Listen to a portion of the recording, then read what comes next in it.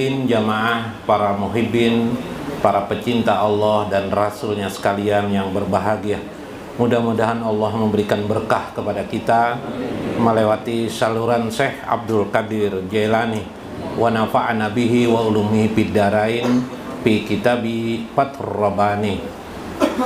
Kitab Fathur Rabbani. Mudah-mudahan kita mendapatkan juga manfaat, hikmah, ilmu dan kemudahan bagi kita dalam pendekatan kita kepada Allah Subhanahu wa taala, dalam hal mengenal kita kepada Allah Subhanahu wa taala.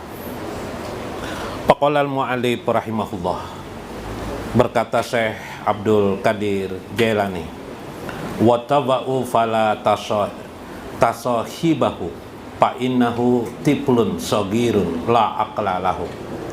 Wahai gulam, wahai anak-anakku, kata beliau.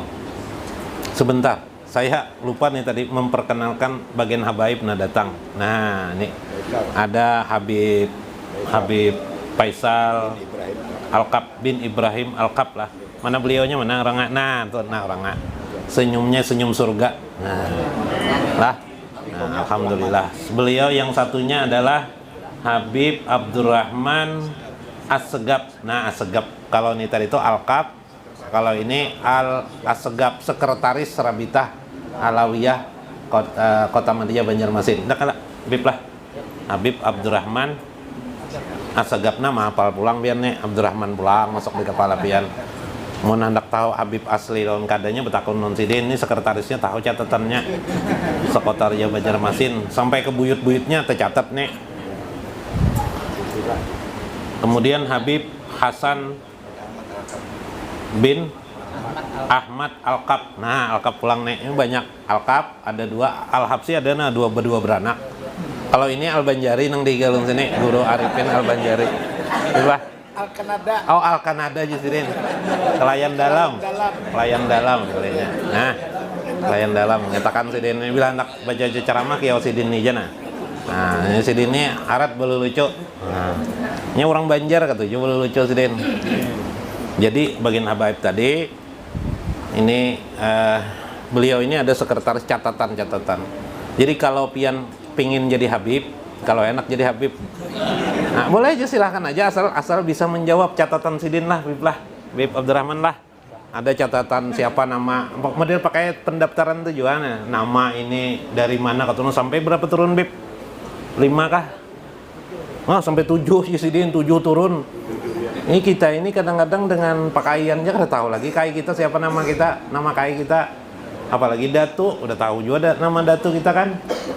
Nah, apalagi di atas datu, wah mungkinnya lenyap dah kita. Nah, kalau bagian habaib nih ada datanya, harus bisa menyampaikan data itu. Nah, itu syarat habib. Jadi terdaftar situ, ya sudah. Kena dulu lah, kita boleh lucu, kena dulu kita berkisah dulu.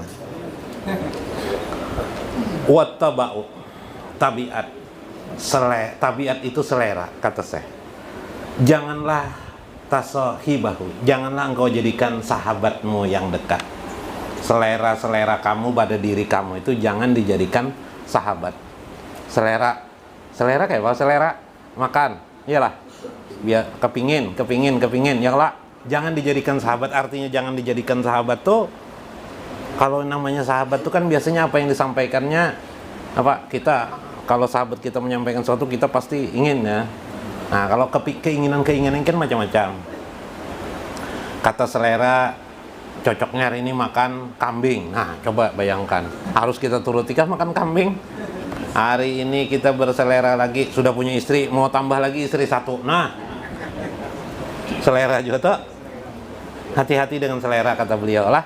Jadi di dalam diri kita ini ada selera. Ulun hari ini ada, mudah-mudahan sempat membacakan kitab juga Risalah Qusairi lah. Risalah Qusairi tentang ruh dan diri. Nah, supaya kita tahu diri kita ini apa.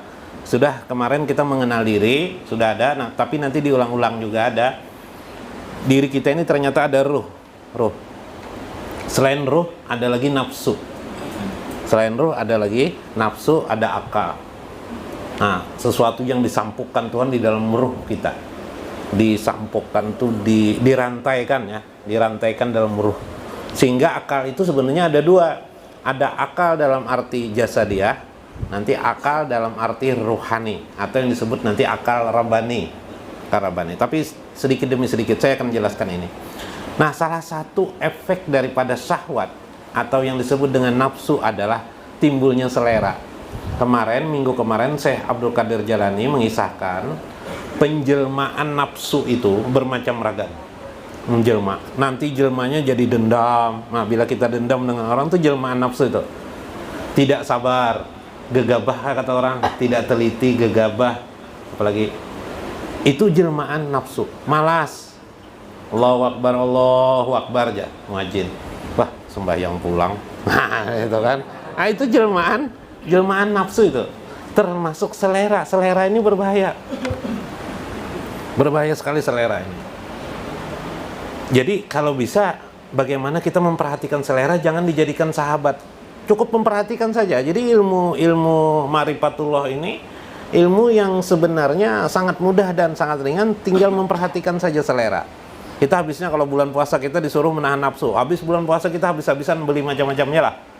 Biasanya kan datang ke mana? Ke pasar, bawa aja duit 300.000 atau 500.000 bisa habis. Ya padahal hanya untuk sekali makan. Tidak melihat pisang rasa nyaman, melihat bingka rasa nyaman. Itu selera kan? Apalagi melihat melihat kuah rabung, wah nyaman lagi nih, cocok banget nih makan, cocok terus. Diletakkan orang gangan gumbili, gangan singkong pun rasa enak aja terus. Itu selera. Jangan dia dijadikan sahabat. Fa innahu tiplun sagirun. Karena selera itu bagaikan anak kecil. Nah, kayak anak kecil. Ayo, siapa yang punya anak merasakan atau yang pernah jadi kekanakan? Nah, apa yang dilihat pasti dipingin nih, iyalah. Nah, melihat layang-layang sudah minta belikan layang-layang. Dia adalah tiplun sagirun. Dia selera itu adalah anak kecil. La aqlalah, bahkan selera itu tidak punya akal. Nah, betul lah. Ya lah, coba. Karena kebanyakan nonton TV, sering melihat artis. Lalu akhirnya si pemuda ini pingin punya istri artis. Nah, ya sampai ke umur 50 tahun bipai guru karena seleranya artis. Di Banjar tidak ada artis kan?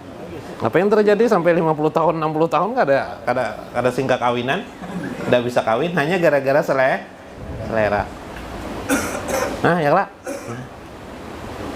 Sudah tua, meninggal bini, hendakan kawin, cari-cari kesana kemari tidak ketemu juga orang. Kenapa? Sudah umur 60 tahun ya Pak? Mencari perempuan umur 20. Seleranya 20. Ada diberikan orang umur 50 ada janda. Ada menaksir bib lah. Nah, kayak apa bib lah. Anak umur 20 bib lah. Nah, kayak apa nih? Yalah. Nah, selera kayak apa nih selera? Hati-hati, jangan dijadikan sahabat dekat karena dia adalah anak kecil, la aqlalah, dia tidak berakal. Subhanallah, hebat sekali istilah Syekh Abdul Qadir ini, enak sekali kita memahami nih. Kaifa tata lamu min sabiyin sagirin yarkabuka. Bagaimana mungkin engkau ingin belajar, ingin mengambil pelajaran dari anak kecil itu?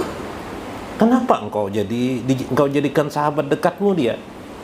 Bahkan sahabat dekatmu itu kalau sudah menunggangi kamu, yarkabuka, sudah menunggang, waduh, sudah punya masalah ada kita. Kalau dia menunggangi, dia menyelinap. Makanya kata kita kemarin, jangankan kita orang biasa, tuan guru aja bisa ditunggangi oleh selera. Nah, karena tuan guru sudah biasa diambil di orang tuh dia apa bahasa Indonesianya? Guru, diambil di orang tuh dia apa biasanya? Diraih. Bukan diraih, diambil itu kalau mau pengajian dijemput lah. Nah, bahasa Inggrisnya dijemput lah. Bahasa Inggris. Biasa dijemput pakai mobil. Suatu saat ada orang menjemput pakai kendaraan. Apa yang terjadi? Selera beliau sudah terbiasa. Selera ini kan karena kebiasaan. Sudah karena biasa pakai mobil, apa yang terjadi? Apa yang terjadi Dan? Aduh, ngancam dah di hati Sidin. Minggu kena, nggak mungkin lagi saya kesana. Wah, ini kan gara-gara selera. Nah, bahasa Banjarnya apa? Lalu haur aja Sidin lah. Nah, Ini selera bahaya. Hati-hati. Makanya kalau sudah punya istri yang cantik di rumah, hati-hati. Kalau istrinya meninggal dunia, cari istri yang cantik seperti itu susah, karena sudah jadi selera istri cantik. Ya. Nah, supaya selera itu berubah, bagaimana caranya? Nah, bagaimana caranya? Nanti kita pahami. Maka wala taqabbalahu, jangan engkau menerima selera-selera seperti itu dalam hidupmu. Mulailah kita gunakan berpikir untuk memahami selera itu. Kalau sudah dia sudah keranjingan, kita tidak bisa lagi melawannya, itu susah. Kalau sudah selera sudah menyatu dengan diri kita, selera ini kan bisa menyatu dengan diri kita. Yalah.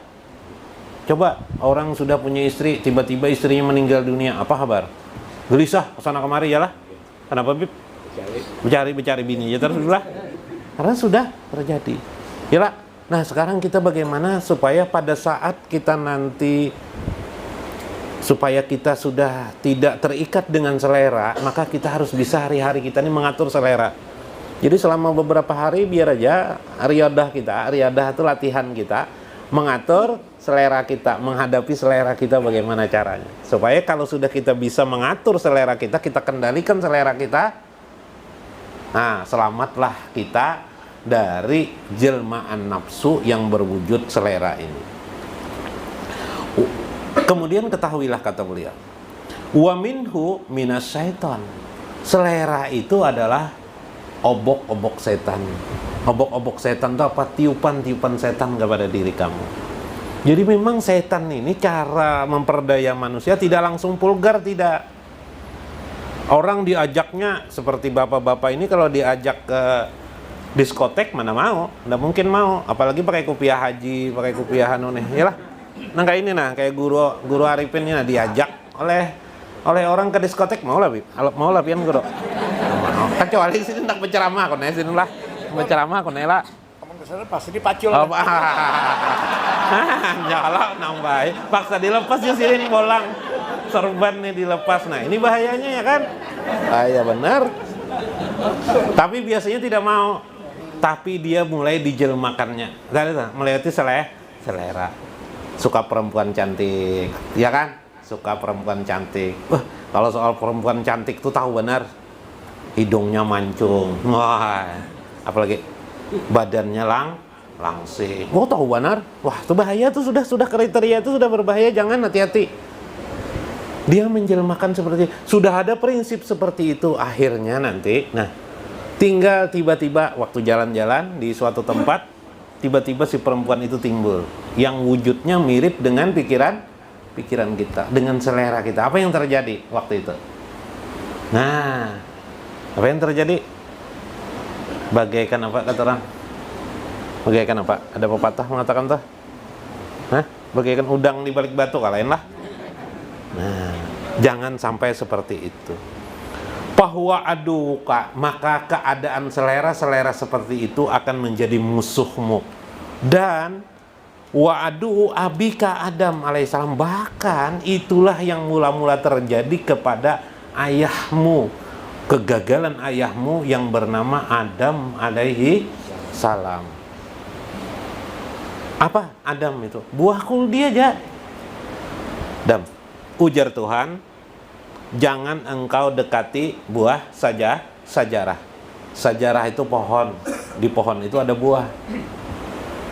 Wala taqrabu hajihi sajarah. Begitu kan dalam Al-Quran. Jangan engkau dekati pohon ini. Lalu iblis mendekati Adam. Adam, inna fi sajarah syamatatu khuldi. Adam, maukah engkau tahu di sajarah itu ada buah. Buahnya itu namanya adalah khuldi. Siapa yang menamai khuldi itu? Bukan Tuhan, bukan. Siapa yang menamai iblis? Namanya khuldi. Khuldi itu dalam bahasa Arab artinya kekal. Bertanyalah Adam, kenapa namanya khuldi? Kenapa namanya kekal? Apa ujar iblis? Kalau memakan buah itu engkau akan kekal. Oh, karena itulah mengapa Allah melarang engkau mendekati pohon ini. Karena di pohon ini ada buah namanya buah khuldi. Kalau kamu makan pohon itu, buah itu, kamu akan kekal di dalam surga. Pintar kan iblis senyum balik? Hah? Pintar kalau. Nah, kehidupan sehari-hari kita begitu kan? Minuman keras tuh pahit. Pahit enggak? Nah, orang mia kan? Mia kan kalau pengalaman lah. Pahit, tapi dibuai oleh setan, pikiran kita berubah. Pahit menjadi terasa nikmat. Main judi itu lelah. Siapa yang tidak mengatakan lelah? Jangan main judi, main domino aja nah. Ya lah, ya lah, sampai baju terbuka-buka. Orang ya lah, itu sering, baju terbuka-buka. Ada yang tidak pakai baju main, kasihkan. Mandi aja kali ingat, main domino aja. Sakun pakai gantung nang apa tuh?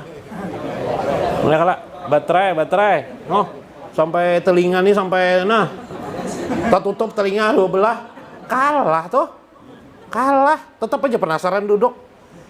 Pokoknya aku harus menang tuh bangnya.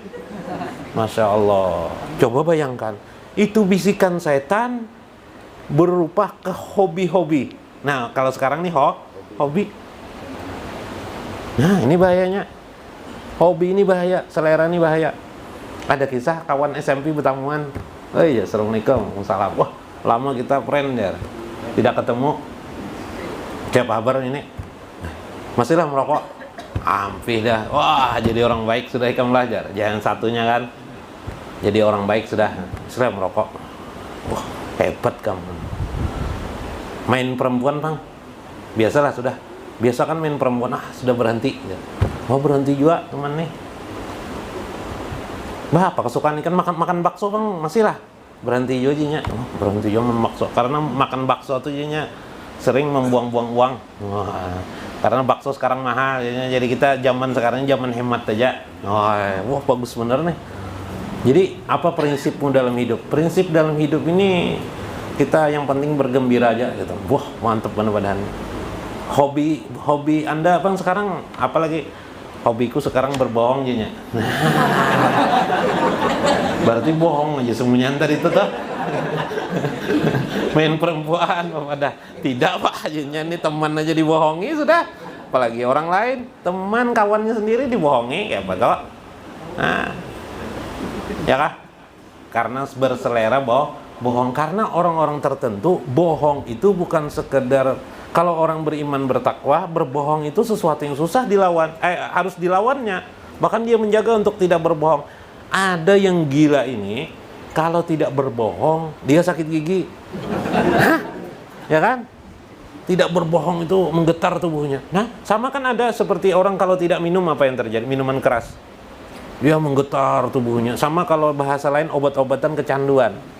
Ayo, gara-gara selera, hati-hati dengan selera, perhatikan selera, karena selera itulah mencederai, menghancurkan ayahmu yang bernama Adam alaihissalam. Apa selera Adam? Pingin kekal. Nah, pingin kekal, akhirnya dia mau makan buah khuldi. Nauzubillah min dzalik. Kaifa taskunu ilahi? Bagaimana mungkin engkau bisa berteman baik, merasa tenang hati jika temanmu itu adalah selalu hanya urusan selera demi selera, selalu hanya urusan hobi demi hobi. Nah, makanya hobi-hobi itu bahaya. Di hobi Anda apa ya itu kan? Tidak ada hobi. tidak usah ada hobi, nggak usah, nggak apa-apa juga ya kan? Hidup nih. Kan hobi ini masalah. Hobi hobi beristri bahaya juga. Nggak ada istri di samping, bahaya, guru lah. Berangkat, wah, andaikan ada istri di sini, andaikan ada di sini, susah juga hobi beristri itu. Hobi apa ya? Hobi makan bakso, keluar duit terus, ya kan? Hobi ini bahaya juga. Jadi perhatikan hobi-hobi itulah. Jangan diikuti gaya anak muda, itu bahaya. Wah, ini anak muda nih terkajut mendengar. Wa taqabbala minhu wa bainahu wa bainaka Adam damun wa adawatun qadimatun la ta'manu ilaihi. Ketahuilah, dari keadaan itu juga akan menghancurkan persahabatanmu bersama teman-temanmu hanya gara-gara hobi. Betul lah. Nah, Anda sendiri bersahabat karena hobi Anda memancing, teman Anda datang tidak Anda layani lagi. Bahkan orang tua datang dari kampung tidak Anda layani lagi. Karena hobi Anda adalah memancing. Begitu ayah datang, gelisah hati kita. Ayah nih, apabila bah pian pulang bah. Nah, pulang ditanyai ayah. Yalah. Nah, gara-gara hobi. Jadi perhatikan juga, hobi itu berbahaya jikalau hobi itu menjadikan kita merusak diri kita. Hati-hati. Nah, kalau hobi sholat bang, udah apa-apa lah. Hobi sembahyang, Allahu Akbar. Hobi sholat tahajud, bagus. Tidak apa-apa seperti itu. Tapi perhatikan yang ini kata saya. La ta'manu ilai fa innahu qatil abika wa ummaka. Ketahuilah, selera itu akan berubah bentuknya, akan membunuh dirimu. Itulah yang membunuh ayahmu dan ibu kamu, yaitu Siti Hawa. Kama qatalahuma patilka kama qatalahuma. Maka mereka akan membunuh dan merusak kedamaian dalam hidup kamu. Nah, jadi kita memahami itu dah. Karena itu ij'ali taqwa silahuka wa tauhidu lillahi ta'ala wal muraqabah wal wara fi khalwati was-sidqu. Maka hendaklah engkau, kata saya, menjadikan takwa itu senjatamu, tauhid itu kekuatanmu, dan muraqabah serta wara. Nah, bagaimana kita jadikan takwa? Takwa ini tiap minggu kita dengar di ittaqullah, iyalah, bertakwalah kepada Allah. Tapi yang mendengarkannya guring. Guring. Jadi banyak tidak mengerti juga takwa lah. Takwa itu apa? Yang penting takwa itu baik, gitulah. Yang kedua, sebentar, kalau takwa itu kira-kira sudah banyak mengerti, tidak saya terjemahkan di sini dulu. Takwa itu pada umumnya adalah menjunjung perintah Allah dan menjauhi larangan Allah. Itu sudah tahu aja kita. Wa tauhidu lillahi ta'ala. Kenapa tauhid itu perlu kita camkan dalam hidup kita ini? Karena tauhid itu pondasi kekuatan kita hidup. Kalau kita tidak bertauhid dalam hidup ini, kita akan putus asa. Nah, kenapa orang bunuh diri? Kenapa orang melakukan satu perbuatan yang di luar akal manusia?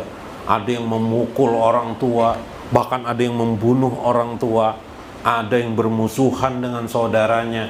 Kenapa? Pondasi tauhidnya tidak ada. Kenapa menganggap orang kafir itu sedemikian rupa, sedemikian seperti musuh? Padahal musuh itu kan nafsu, bukan orang kafir, ya kan? Orang kafir itu manusia enggak? Kalau nafsu bang manusia kalian enggak? Lain. Melihat orang kafir itu seperti apa aja lagi, musuh tuh bang, harus dibunuh. Salah. Jangan, bukan seperti itu. Lalu bagaimana? Nah, di sini perhatikan, tauhid itu memberikan sugesti itu keyakinan kepada kita. Contoh, ketika kita sempit rezeki, siapa yang penting? Tauhid, keesaan kita kepada Allah. Yakin dah kita ini punya Tuhan? Yakin dah Allah memperhatikan kita? Yakinkah Allah akan meluaskan rezeki kepada kita? Karena kita punya keyakinan seperti itu, kita tidak jadi putus asa. Yalah, kita tidak menjadi sedih yang bersangat-sangatan. Bayangkan orang sedih itu ialah ketika dia duduk merenungkan dirinya, kesulitan hidupnya, kesempitan hidupnya, tanpa ada teman seorang jua pun yang membantu dia atau menolong dia. Sedih enggak dia? Pada saat seperti itu Anda berkata pada diri Anda, Allah memperhatikanku, Allah mengetahui keadaanku. Bukankah saat itu Allah menjadi teman kita? Itulah yang disebut dengan tauhid kepada Allah Subhanahu wa ta'ala. Luar biasa kan kekuatan itu kan? Yuk, siapa yang membangun kita di sini mau duduk di hadapan sini? Karena apa kita duduk di sini? Tauhid. Kalau tidak ada tauhid, yang malam minggu tuh asiknya di mana? Jalan-jalan. Asiknya malam minggu itu apa? Nonton TV. Kita habiskan waktu malam ini nonton TV aja habis-habisan. Ya lah. Apalagi ada main bola di TV begini ya, sampai subuh duduk aja. Nang dilihat siapa? Maradona, Ronaldo, nang dilihat. Nah, kelompok-kelompok. Ya lah. Nah, itu nafsu, bukan tauhid. Tidak ada lagi tauhid di dalamnya. Kita duduk sini karena tauhid. Nah, ini kehebatannya. Wal muraqabah. Muraqabah sudah tahu kemarin, merasa diawasi oleh Allah. Hari ini kita akan membahas nanti zikir. Zikir yang sifatnya bagaimana kita melaksanakan zikir ya. Di 5 zikir. Mudah-mudahan sampai ke 6 zikir kopinya masuk. Bila bisa mengerti tentang itu. Nah, tunggu aja jadwalnya. Kemudian wara itu berhati-hati dalam hidup ini. Kemudian berbuat benar. Maka itulah yang disebut dengan al-isti'anah, yaitu kemampuan diri, berkemampuan diberikan pertolongan oleh Allah Subhanahu wa ta'ala. Pahaja silah, inilah silah bagimu, inilah senjata bagimu. Jadi kalau ingin tahu senjata Allah pada diri kita apa namanya? Jadi Allah itu memberikan senjata kepada orang mukmin, kepada kita-kita ini. Dicari, kalau kita memang mukmin, pasti senjata itu ada di tubuh kita, kata saya. Apa nama senjata itu?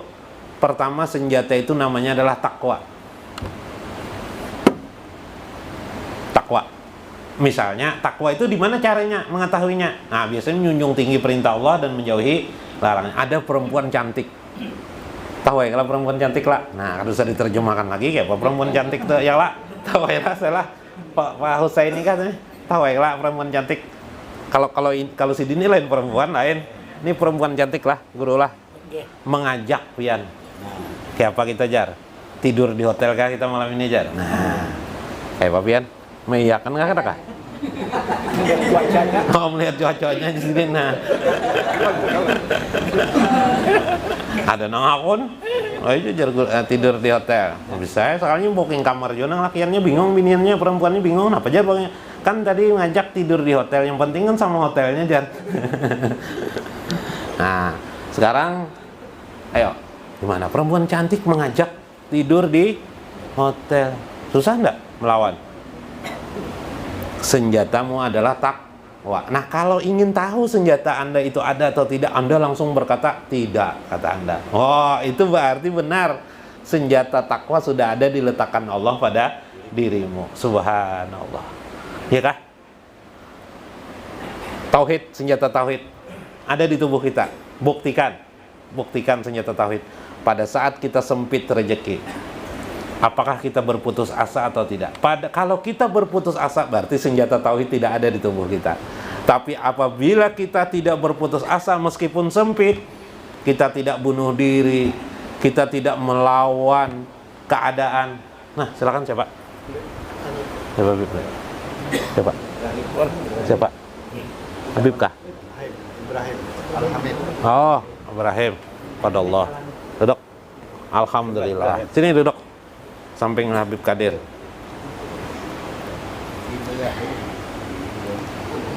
Nah, itu adalah disebut dengan senjata. Senjata yang disebut dengan senjata tauhid. Jadi buktinya adalah kita tidak berputus asa. Makin sholat 5 waktu, sholat tahajud, makin sempit rezeki terasa. Waduh, luar biasa sekali ini. Tapi kita tidak berputus asa, yakin tetap bahwa Allah Maha Pemberi rezeki yang baik kepada kita. Subhanallah. Itu berarti tauhid sudah ada di dalam diri kita. 2 dah. 3, muraqabah. Merasa diawasi Allah atau tidak? Nah, coba mengambil sesuatu milik orang lain. Ada yang menegur. Ternyata tegurannya luar biasa dalam diri kita. Berarti kita sudah muraqabah. 3 senjatanya. 4, wara, hati-hati. Sudahkah kita hati-hati? Mata kita simpankah ketika melihat perempuan lain? Nah, ya kan? Yang biasa adalah mata makin dilebarkan kan? Nah, wal waro, berarti berhati-hati kita. Ya lah, lebih baik kita menundukkan mata kita. Basyaraka. Subhanallah.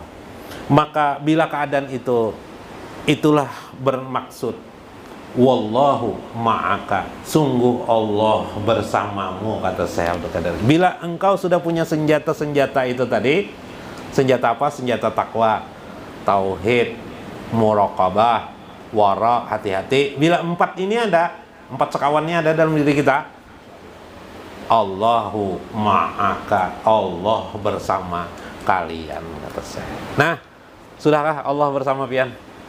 Mudah-mudahan sudah semuanya. Sinilah kata Allah. Karena itu Allah bukan hanya mengatakan innallaha ma'as sabirin, sesungguhnya Allah bersama orang-orang sabar. Makna sabar di sana pengertiannya sangat luas. Berarti adalah orang yang bertakwa, kemudian orang yang bertauhid, kemudian orang yang muraqabah, dan yang keempat adalah orang yang wara. Mudah-mudahan bermanfaat senjata ini bisa kita jadikan untuk melawan selera-selera kita, melawan nafsu-nafsu yang ada pada diri kita. Sehingga apabila nafsu itu kita dapat kendalikan, kita akan melihat siapa sesungguhnya diri kita. Wallahul muwaffiq ila aqwamit thariq. Wassalamualaikum warahmatullahi wabarakatuh.